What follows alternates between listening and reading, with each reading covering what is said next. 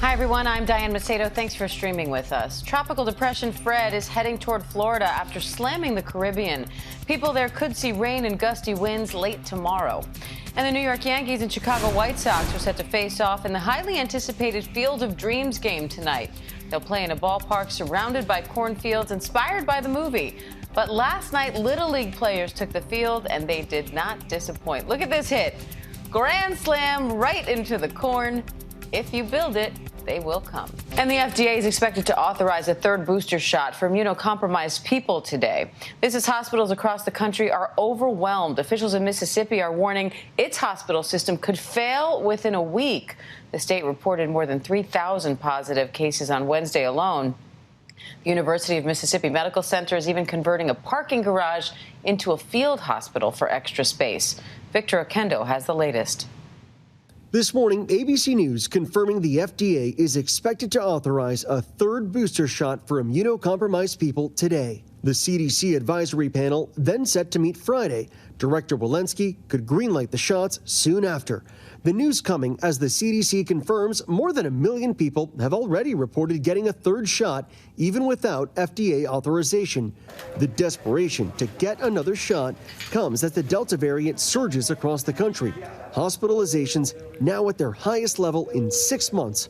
More than 17,000 ICU beds in use across the country. Amy spoke with Dr. Anthony Fauci about who will be eligible for a booster shot earlier this morning. We know now that the FDA is expected to authorize those booster shots for people who have compromised immune systems. Do we know exactly who is eligible for the shot? Can you walk us through that? Yes, I mean, the FDA will come out with the final determination, but it almost certainly will be, for example, people who have transplantation and who are on immunosuppressive drugs for that, people on therapy for cancer chemotherapy, people with advanced HIV disease, and people who are receiving immune suppressive therapy for a variety of diseases such as autoimmune diseases. And the CDC is now urging pregnant women to get vaccinated, pointing to growing evidence that the vaccine poses no increased risk for miscarriage and no safety concerns for women or their babies. Diane? All right, Victor Okendo in Gainesville, Florida. Thanks, Victor. Let's bring in ABC News medical contributor and emergency physician, Dr. Darian Sutton, for more on this. Dr. Sutton, thanks for being here. We just heard there in Victor's piece, the COVID-19 booster shots for immunocompromised people, they're expected to get FDA authorization today. Then an advisory panel meets Friday to discuss what the CDC will recommend. How do you expect this all to play out? Well, good morning, Diane. So this is expected authorization is put in place to protect those who are highest at risk, specifically those who are vaccinated and still at risk of a breakthrough infection that results in hospitalization and death. And it seems to be, from my own personal clinical experience, as well as what we're seeing overall, is that those patients who suffer from these breakthrough infections and require significant medical intervention are those who are immune compromised, meaning those who are on chemotherapy, those who are on immunosuppressive medications for autoimmune disease, and those who are transplant recipients, for example. Now, do you think we'll all be getting booster shots at some point? So at some point, yes, we can expect that. We cannot expect that vaccines last infinitely. But right now, there seems to be no general indication that the general population needs a booster shot. As we have seen, more than 99.9%, and even more than that, have been protected against severe illness from COVID-19 after getting vaccinated, and that number hasn't changed. So we'll continue to follow it. Right now, there does not seem to be any indication that the general population needs a vaccine, but likely at some point in the future. Now, the CDC has reported an estimated 1.1 million people have already received a third dose without FDA authorization. That's a huge number of people. How risky is that, and how is it happening? That is a huge number of people, but we also have to have some context. This is 1.1 inside of over 164 million people who have been vaccinated. I'm assuming that these patients have talked to their providers and weighed their risk and decided that they wanted to increase their protection, or maybe they were influenced by other countries who have recommended vaccine boosters like Germany or Israel. But right now, as I've stated, there's no indication that the general population needs a booster. And right now, what I would also say is that there's no reason to believe that it poses an increased risk. But the question is, what is the benefit? And because these vaccines seem to be continuing to work, I don't see any significant benefit for the general population. But I always help people understand, trust, that if there was a booster recommended, I would probably be first in line because I was one of the first to get vaccinated myself. Now, we heard Victor also mention that the CDC is now recommending pregnant women get the COVID-19 vaccine. I know many OBGYNs had already been advising that, including my own. But how impactful is it to now hear this directly from the CDC? It's so helpful to have a clear message across all platforms of the recommendation that pregnant patients should get vaccinated. For what people should understand is that the risk of COVID-19 in pregnancy increases. For example, maternal health is at risk, pregnancy loss, and preterm delivery. And what we know is that of the tens of thousands of patients who have gotten pregnant or been pregnant during these vaccinations, they have not posed any increased risk from the vaccine. So when we weigh that risk-benefit analysis, it is clear that vaccines are protective to pregnant patients and that pregnant patients should get vaccinated. We're also hearing about travel slowing down now. Airlines are reporting increased cancellations from travelers. So what's your advice for people who are looking forward to that long-planned summer vacation? My advice is simple. It is vaccination and mitigation. Vaccinate all of those who qualify and mitigate your risk as much as possible. Checking about your local outbreak rates and checking to see if you're going to a high-risk outbreak area and trying your best, and I know it's difficult, to quarantine before and after and possibly even get tested to have that extra level of security. And of course, while you're traveling, make sure that you wear a mask at all times. All right, Dr. Darian Sutton, always great to have you. Thank you. Thank you. And the costs of everyday items are on the rise. Prices of groceries, gas, restaurant meals, they all ticked up last month, and more businesses are expected to raise prices in the near future. Rebecca Jarvis has more on what's driving up those costs and what it means for your bills. The price increases are across the board, but the good news is that in July, they were by smaller amounts than what we've seen earlier this year. Take a look. It's really across the board, from your groceries, meat, poultry, fish, up 5.9% from a year ago. Gasoline prices up 41.8% from a year ago, and dining out up 4.6% from a year ago. That is the biggest increase in the cost of eating out in a restaurant since 1981. One area that did not see a significant price increase in the month of July is used cars. Those prices are up 41.7% this year, but in July, the pace of price increase began to slow down. And the bottom line here is that we are seeing supply shortages, and those are leading to cramps inside of the business cycle. Businesses are now passing the cost off to consumers, and where you're seeing it is across the board. Shake Shack just this week announced that they would be hiking prices between 3 and 3.5%, and 44% of small businesses that were surveyed in the last couple of weeks say they will be increasing prices in the next 3 months. Now, there is some good news here. There are 10.1 million job openings. That's the positive.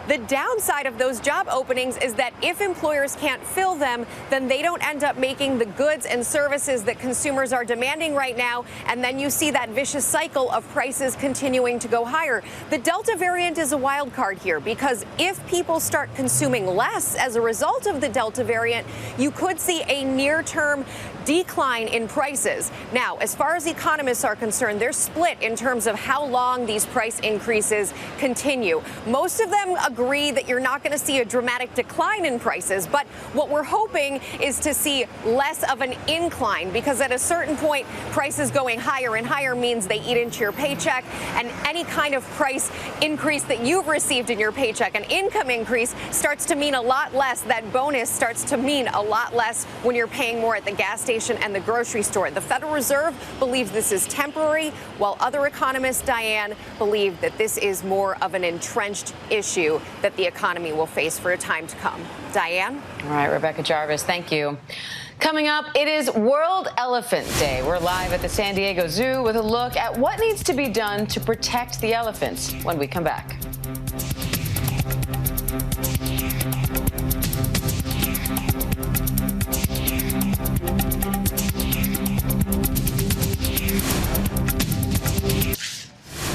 Welcome back. Today is World Elephant Day, where organizations around the world bring attention to the preservation and protection of the endangered species. This year, the San Diego Zoo Wildlife Alliance is raising awareness about the plight of African elephants, whose conservation status changed from vulnerable to endangered and critically endangered earlier this year. Let's bring in Chief Conservation Officer at the San Diego Zoo Wildlife Alliance, Dr. Nadine Lamberski, for more on this. Dr. Lamberski, thanks so much for being here. My pleasure. So walk us through what is happening with the African elephants that caused their conservation status to change this year. Well, as human populations expand, elephant habitat decreases, and the movement patterns of elephants are changing. It brings elephants closer to people, and that causes some human-wildlife conflict. Really, what we're trying to do at San Diego Zoo Wildlife Alliance is understand the movement patterns of African elephants so we can better understand the conflict and promote coexistence. So why is it so important to do that, to try to understand that conflict and protect and preserve the elephant populations, not just for the elephants themselves, but for the environments and ecosystems they live in? Yeah, well, all things are connected. Every species, every plant, every animal has a role in nature. They have a function to perform in order to have a healthy ecosystem. And that's true for elephants as well. Elephants help to pave the way for other animals to use certain areas by creating trails and paths, by eating some of the brush and allowing grasses to grow, which other animals can come in and eat. Elephants are also great at finding water, and other animals benefit. So we all benefit when elephants benefit because they help to keep the ecosystem healthy. And so what's being done to help? What's being done to save this endangered species? And what else do you think needs to be done? Wow. So San Diego Zoo Wildlife Alliance is working with many partners in northern Kenya, specifically Northern Rangelands Trust, Reteti Elephant Sanctuary, the Nature Conservancy, and Save the Elephants. And we're doing several things. We're working with Reteti Elephant Orphanage to make sure that, or to assist the community members in not only raising healthy elephants, but also being successful releasing them back into the wild and having them integrate with the wild herds. In order to do that, we study their behavior and the social dynamics, and we try to understand what makes elephants successful. What can we do to increase the success that they will live long and productive lives? Now, and this isn't just an issue when it comes to African elephants. This is an issue with elephants in general. Is that right? That's correct. Elephants around the world, in Asia and the forest elephants, all are impacted by habitat loss, fragmentation, and also climate change. Climate change, particularly in the savannas, is impacting elephant populations by extending drought. You know, wet and dry seasons are very common throughout Africa and other parts of the world. But with climate change, those seasons are becoming unpredictable, and we're experiencing that ourselves. Sometimes the dry season is longer, the wet season is wetter, or the wet season occurs during the dry season, and it throws everything out of balance. And this really speaks to that connectedness. You know, the climate change that is impacting us here in the U.S. is also impacting elephant populations around the world and human populations around the world. So the health of wildlife and the health of people and the health of our environment is all interconnected. So when we help to protect elephants, we're actually helping to protect these ecosystems that keep us healthy as well. All right, Dr. Nadine Lamberski, we appreciate your time today. Thank you. Thank you. All right, coming up, when you think of Siberia, one of the coldest places on Earth, you probably don't think wildfires. But that is exactly what's happening as summers there get hotter and hotter. We're heading to the front lines in Siberia after the break.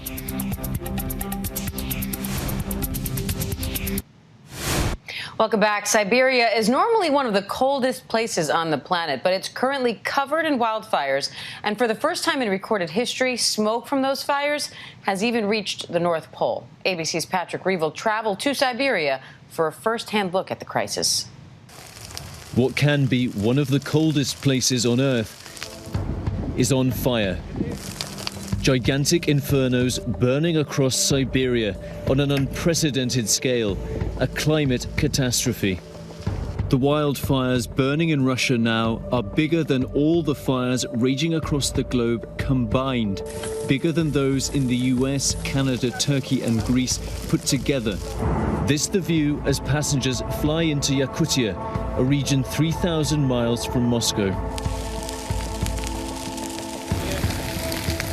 But in Siberia, before you can fight wildfires, first you have to get to them.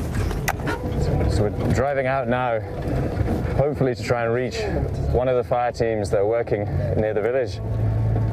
We've got to drive over this dirt road.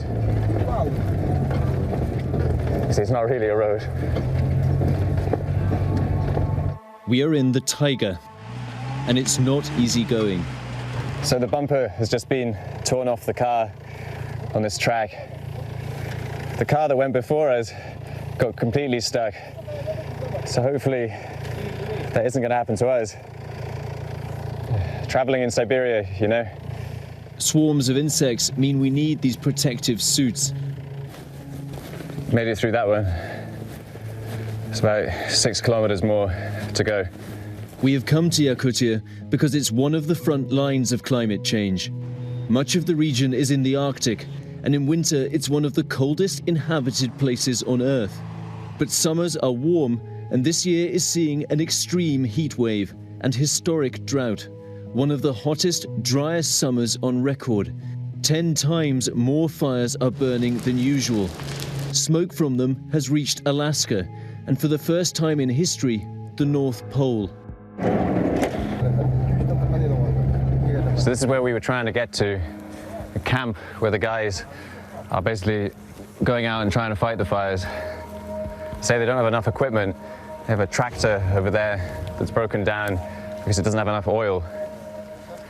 This group from Russia's forestry fire service, known as Aviales Akhrana, have been here for nearly a month.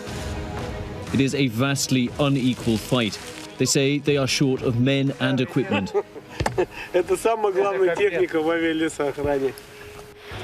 Afanasi is one of hundreds of local residents who volunteered to fight the fires because of the shortage of manpower.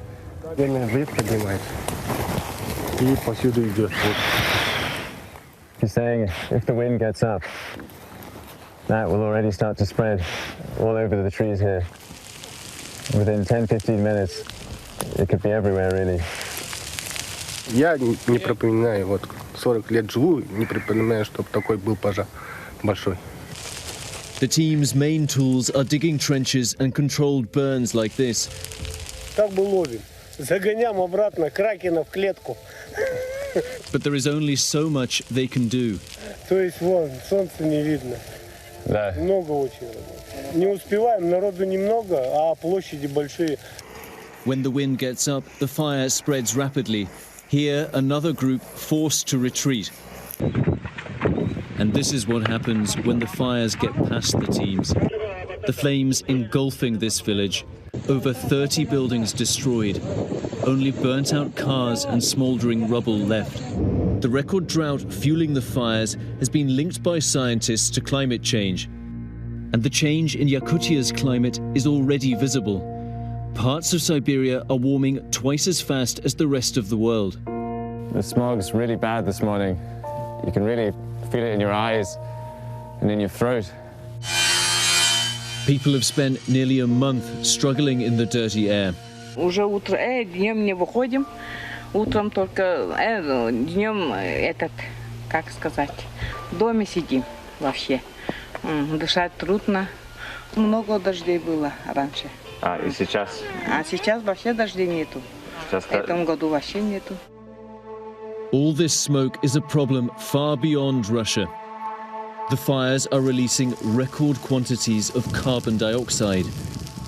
This year, already more than Britain's entire annual CO2 emissions, based on an estimate by a European Union agency. You really feel the scale of the fire here. This whole area burned only about 3 weeks ago. You see, just as far as you can look, it's all blackened and burned. With increased temperatures now believed to be inevitable, Yakutia's massive fires are likely to only get worse.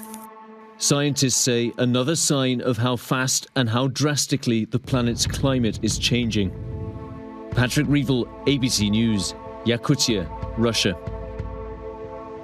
Thanks to Patrick for that report. And that does it for this newscast. I'm Diane Macedo. Thanks for joining us. And remember, ABC News Live is here for you all day with the latest news, context, and analysis. I'll see you back here at 3 p.m. Eastern for the breakdown. Stay safe.